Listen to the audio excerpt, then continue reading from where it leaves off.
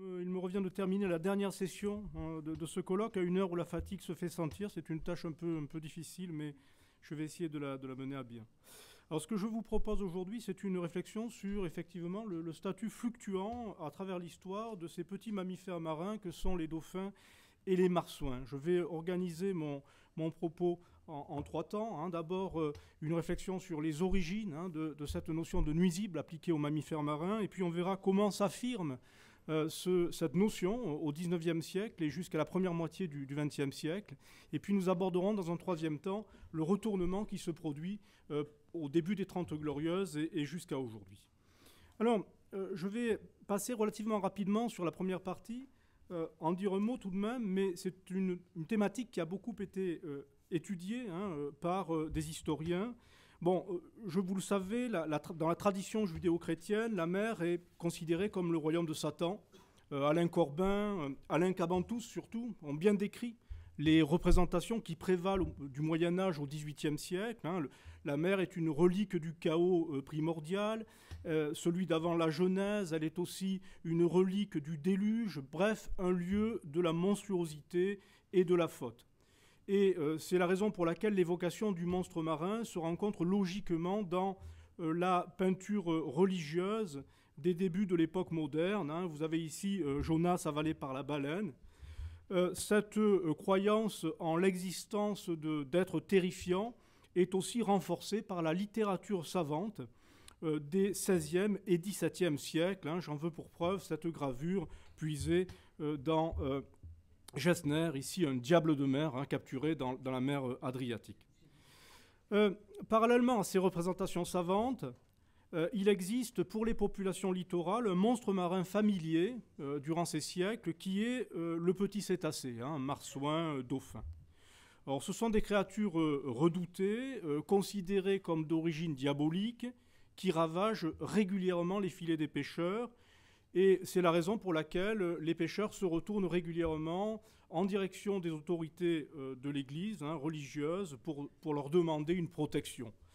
En Méditerranée, à Marseille en particulier, nous avons une source qui est tout à fait extraordinaire, qui est une bulle qui date de 1612 du pape Paul V, qui explique à l'évêque de Marseille comment il peut protéger sa population des attaques de dauphins. Il préconise en particulier, il demande à l'évêque et à ses prêtres de monter sur une barque et d'aller exorciser les flots de la présence, je cite le texte, de ces esprits immondes.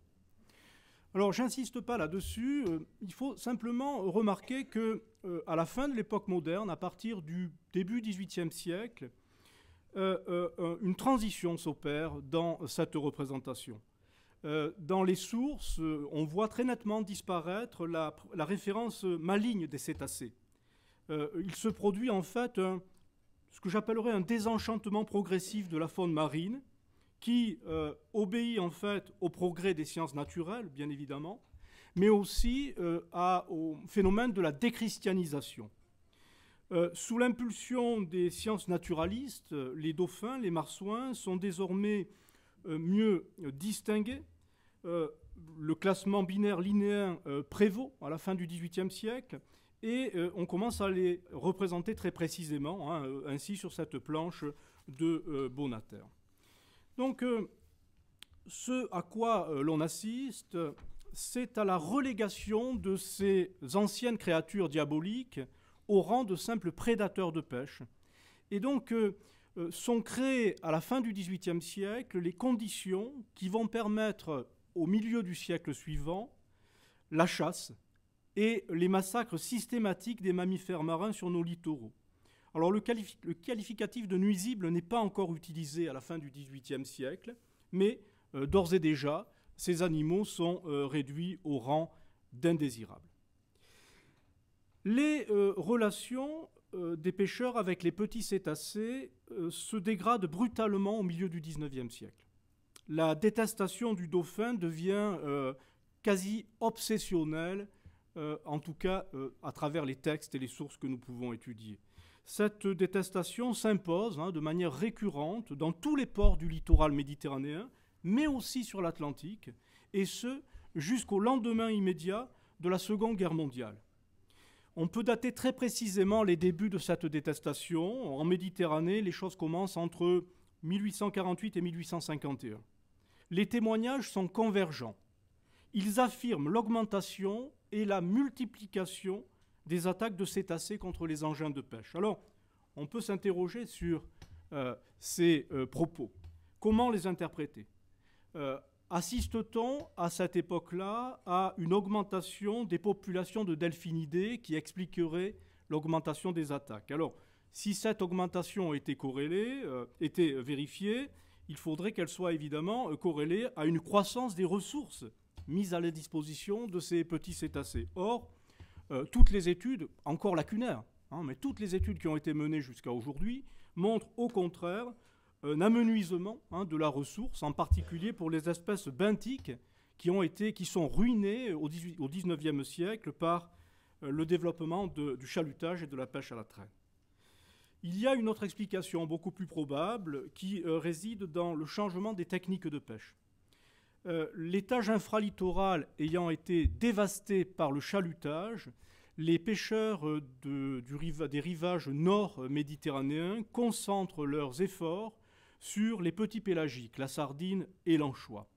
Cette pêche implique l'utilisation de filets à mailles plus réduites, encore très fragiles, et la diffusion de l'usage de la rogue qui apparaît en Méditerranée autour de 1830 et dont le parfum attire évidemment sur de grandes distances les groupes de cétacés qui sont stationnés le long de la côte. Et évidemment, cela se traduit par la destruction fréquente des filets. Dans tous les cas, la concurrence devient beaucoup plus aiguë pour le contrôle des richesses du milieu marin. La haine des populations vis-à-vis de ces représentants de la mégafaune est formalisée par la science. Au XIXe siècle, on assiste à la multiplication d'ouvrages sur le nuisible qui opèrent un classement largement diffusé par le biais des enseignements scolaires diffusés aux enfants. Vous avez ici un exemple de ces ouvrages, assez célèbre, celui du docteur Henri Beauregard. Des campagnes de destruction sont lancées après 1850. Elles passent d'abord par des primes qui sont versées par les conseils généraux pour la destruction des cétacés.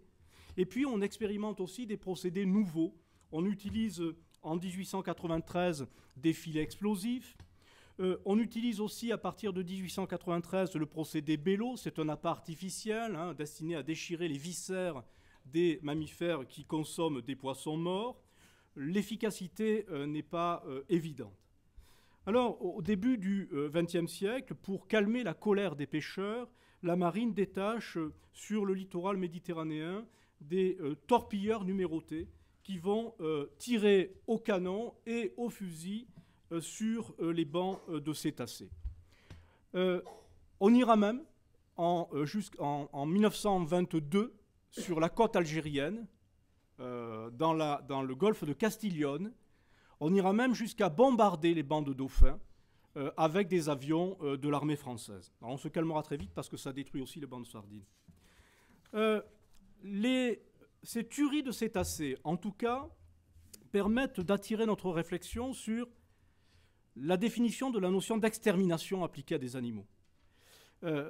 J'utilise ce mot à propos, je crois, parce qu'un projet d'extermination est pensé contre les dauphins au début du XXe siècle. Il est proposé par l'armée française, qui explique que si l'on veut que les massacres soient efficaces, il faut les rentabiliser. Évidemment, c'est un écho très sinistre pour le XXe siècle. Et donc les militaires français imaginent que finalement, si on rend rentable économiquement la tuerie des dauphins, eh bien, on arrivera à s'en débarrasser. Alors, certains scientifiques, comme le biologiste marseillais Paul Gouret, appuient ces raisonnements. Et la référence qui est celle des militaires, c'est celle de la pêche pratiquée en mer Noire, puisque vous savez que la pêche des marsouins et des dauphins a longtemps constitué une activité régulière pour les pêcheurs de Trébizonde ou d'Odessa. Elle n'a été interdite qu'en 1975. Cette tentation exterminatrice s'incarne chez un chimiste comme Henri Marcellé, un niçois, qui entre 1900 et l'entre-deux-guerres multiplie des recherches sur les applications industrielles des huiles extraites des animaux marins. Il fera même fonctionner des navires de pêche avec ces huiles. Ce courant de la recherche va être évidemment réduit à néant par l'invention des huiles minérales en 1930. Bon, simplement pour l'anecdote, il faut savoir que ces essais d'application de l'huile de dauphin à l'industrie se sont poursuivis en Italie dans les années 30 sous l'impulsion du professeur Brunelli dans le cadre des politiques autarciques lancées par le régime fasciste. Dernière phase enfin dans cette relation entre l'homme et ces gros animaux marins, la période qui s'ouvre dans l'après-Seconde Guerre mondiale. À partir des 30 Glorieuses, on observe un changement radical du regard porté sur le monde animal. Le dauphin, aujourd'hui, capitalise la sympathie des sociétés post-industrielles. De fait, dès le début des années 1950, le succès de certaines œuvres littéraires ou cinématographiques témoigne de l'intérêt nouveau des populations pour le milieu marin. La généralisation des congés payés, la généralisation de l'automobile permet à un plus grand nombre de gens de découvrir la mer. Et, chose inédite pour les contemporains, les dessous de la mer sont désormais observables grâce au progrès de l'exploration sous-marine. Et donc un deuxième monde inconnu s'ouvre dans une planète dont les espaces émergés, continentaux, sont désormais entièrement explorés. Alors il faut citer à ce propos, bien évidemment, c'est une photographie des torpilleurs à quai dans le Vieux-Port, ce n'est pas très important, je passe. Il faut citer évidemment Le Monde du silence. D'abord un ouvrage paru en 1953 qui deviendra un film adapté par Louis Malle pour le cinéma, Palme d'Or à Cannes en 1956.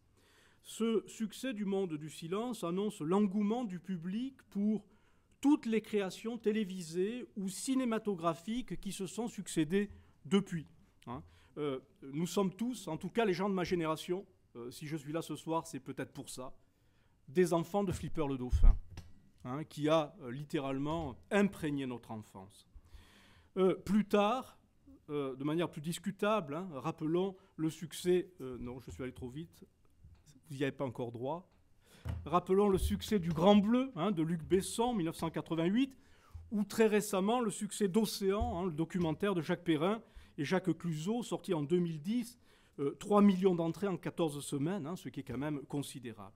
Bref, le dauphin est désormais l'objet d'un sentiment généralisé de sympathie et il est passé en un demi-siècle d'un statut de prédateur détesté à celui d'un véritable passeur de nature. Alors le choix du dauphin peut s'expliquer par ses facultés, évidemment, qui facilitent ce brouillage identitaire. Le dauphin incarne aujourd'hui la survie rassurante d'un monde marin préservé, d'où est évacuée toute idée de sauvagerie. Cette représentation est une condition indispensable pour réconcilier l'homme et son environnement naturel. La nature, oui, mais sans les dangers qu'elle peut éventuellement receler. Tout se passe comme si la familiarité de ce mammifère, naïvement interprétée comme amicale, absolvait le sentiment de culpabilité qui étreint les sociétés contemporaines dans leur rapport au monde animal. Je rappelle quand même que tous les ans, 58 milliards de mammifères et d'oiseaux sont tués pour remplir nos assiettes. Le dauphin est donc regardé comme l'incarnation d'une nouvelle harmonie entre l'homme et la mer. La figure du dauphin, il faut le dire, ne présente à ce titre que des avantages. Les pêcheurs ne sont plus là pour le dénoncer, ils ne sont plus présents sur nos littoraux. Le dauphin, de plus, ne se consomme plus, il est donc plus facile à sacraliser que le thon, le poulpe, la langouste ou le poulet. Pour autant, la sortie de ces petits cétacés de l'enfer des nuisibles ne signifie en rien l'établissement d'une relation désormais harmonieuse entre l'homme et le monde marin. On peut s'étonner, en effet, de voir les populations se féliciter de la présence de cet animal à l'état sauvage sur nos côtes, tout en plébiscitant ces ménageries du XXIe siècle, que sont les parcs d'attractions aquatiques d'Antibes ou de Valencia, dans lesquels des dauphins en cage sont dressés comme les ours de foire des siècles passés. On assiste de plus à l'émergence de nouvelles représentations du nuisible par un mouvement de translation. Il y a de nouvelles figures de l'effroi et de la répulsion qui sont nées du milieu marin. La plus évidente de ces figures, c'est évidemment celle du requin. Cette publicité financée par le Conseil général des Bouches-du-Rhône est absolument inimaginable pour quelqu'un, pour un biologiste ou pour un historien de l'environnement. Financée par nos impôts.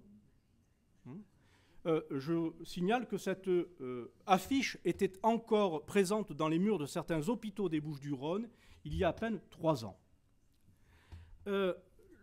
La cause des requins, de ces top prédateurs qui sont indispensables à l'équilibre de la chaîne alimentaire, semble pour l'heure irrécupérable. La condamnation des populations occidentales à l'endroit de ces grands cartilagineux ne faiblit pas. Elle est régulièrement relayée par des attaques de surfeurs imprudents venus de grandes villes européennes pour se baigner au bout du monde dans des mers dont ils ignorent à peu près tout. Et le cinéma semble avoir joué ici un rôle inverse à celui qu'il avait exercé vis-à-vis des cétacés. On remarquera en outre que le rejet d'une partie du monde marin se cristallise aussi sur des êtres plus petits, autrefois ignorés des usagers de nos littoraux, ou bien décrits sous un angle positif, par Michelet, par exemple, au XIXe siècle, dans la mer. Je pense ici à la méduse, qui est rangée aujourd'hui au rang de redoutable fléau, alors qu'elle n'a jamais suscité la moindre crainte chez les baigneurs du XVIIIe siècle, en Méditerranée par exemple. Alors pour conclure, je dirais que la figure du nuisible est bien vivante aujourd'hui dans le monde océanique. Elle n'a pas disparu. Elle a simplement muté. Elle a muté. Et cette mutation montre que nos relations au monde marin, au monde océanique, restent dominées autant qu'au XIXe siècle par une pensée qu'on peut considérer comme très largement irrationnelle. Je vous remercie.